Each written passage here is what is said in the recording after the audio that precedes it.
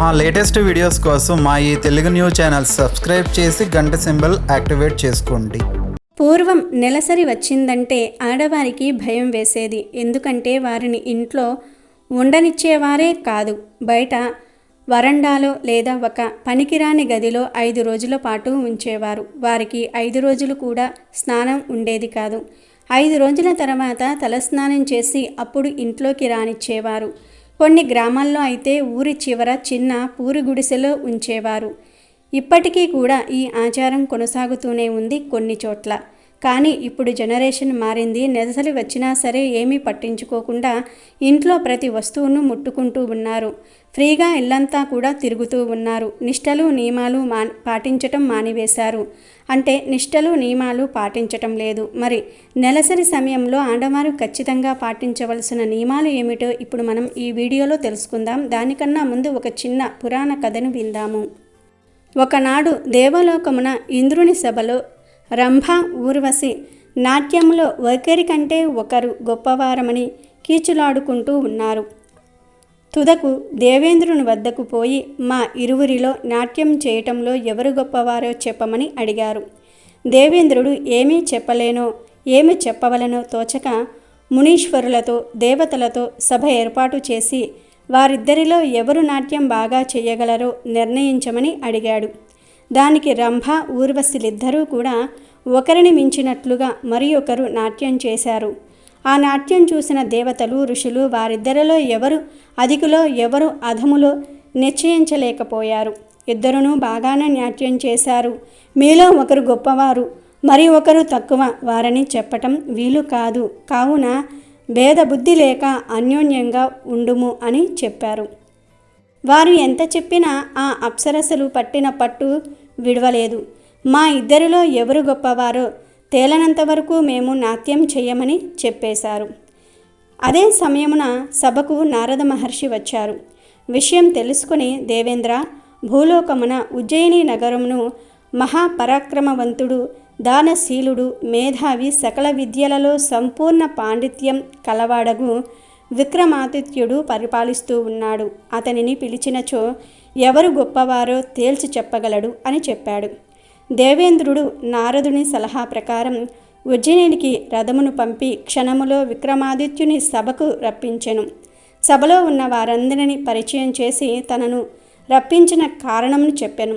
దేవేంద్రుని మాటలు విని విక్రమాదిత్యుడు ఆశ్చర్య ఆనందములు పొంది తనకు కొంత వ్యవధి ఇవ్వమని కోరుకున్నాడు.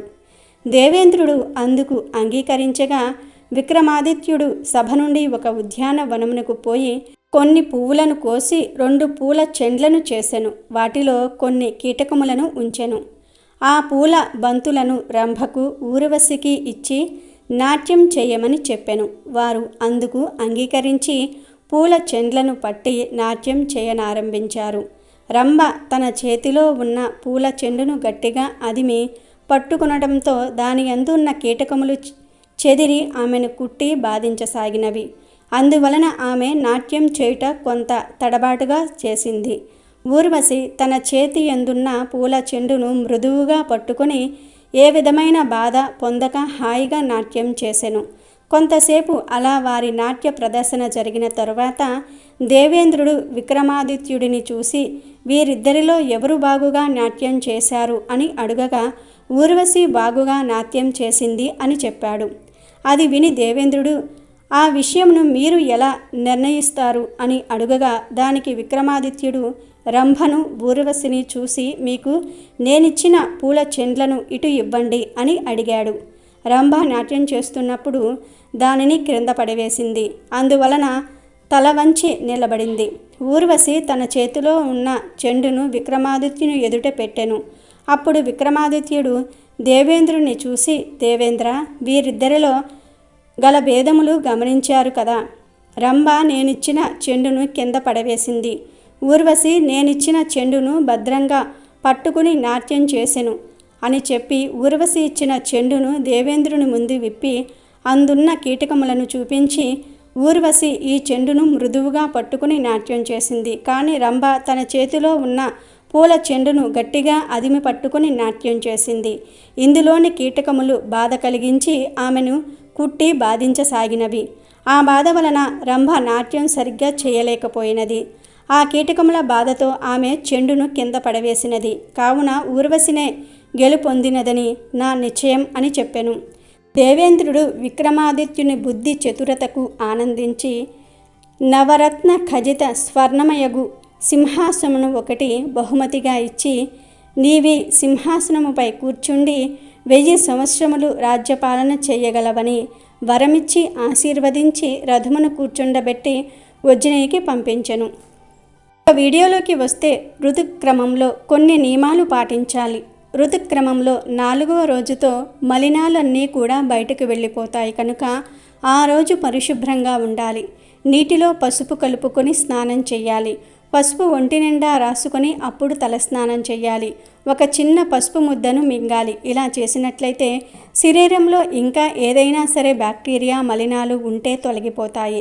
4 రోజులకు ఋతు స్నానం చేసే ముందు ఖచ్చితంగా నీటిలో చిటికెడు పసుపు వేసుకొని ఆ నీటితోనే స్నానం చేయాలి. అయితే ఈ రోజుల్లో చాలామంది ఋతుస్నానం విషయంలో ఒక తప్పు చేస్తూ ఉన్నారు. సమయం లేదని చెప్పి కేవలం ఒంటికే స్నానం చేస్తూ ఉన్నారు. కానీ 4 రోజులు పూర్తయ్యాక ఖచ్చితంగా తల స్నానం చేయాలి. కేవలం ఒంటికి మాత్రమే స్నానం చేస్తే రజస్వల దోషం పోదు. దీని వలన కుటుంబంలో సమస్యలు వచ్చే అవకాశం కూడా ఉంది. కనుక తలస్నానం చెయ్యండి. ఆ తరువాత సూర్య భగవానుడికి నమస్కారం పెట్టుకోండి. చిన్న పిల్లల్ని తలస్నానం చేసిన తర్వాతే ముట్టుకోవాలి. 5వ రోజు మాత్రం సూర్యోదయం కాకుండానే తలస్నానం చేయాలి. ఆహారం విషయంలో ఏ నియమాలు పాటించాలంటే సాత్విక ఆహారాన్ని తినాలి. అంటే శాకాహారం తినండి. 5వ రోజు వరకు నెలసరిలో ఉన్న స్త్రీలు బియ్యాన్ని కానీ గ్యాస్ పొయ్యిని కానీ నిల్వ పచ్చళ్లను కానీ అస్సలు ముట్టుకోవద్దు. ఇంట్లో మగవారితో పనులు చేయిస్తే మంచిది. మరొక విషయం ఏమిటంటే నెలసరిలో ఉన్న ఆడవారు బీరువాను అస్సలు ముట్టుకోవద్దు. ముట్టుకుంటే లక్ష్మీదేవి అక్కడే ఉంటుంది కాబట్టి అక్కడ నుండి వెళ్ళిపోతుంది. నెలసరి తర్వాత చక్కగా ఇంటిని శుద్ధి చేసుకోవాలి. శుద్ధి చేసుకునేటప్పుడు 2 చుక్కల గోమూత్రం నీటిలో కలిపి ఇల్లంతా కూడా శుభ్రపరచుకోవాలి. ఈ విధంగా ఆడవారు నెలసరి సమయాలను పాటిస్తే ఎలాంటి అరిష్టం ఉండదు. పైగా అప్పుల కష్టాలు పోయి లక్ష్మీ కటాక్షం సిద్ధిస్తుంది. కాబట్టి స్త్రీలు నెలసరి సమయంలో తప్పక ఈ నియమాలను పాటించండి. వీడియో నచ్చితే లైక్ చేయండి, షేర్ చేయండి, బట్ సబ్స్క్రైబ్ చేసుకోవడం మర్చిపోవద్దు.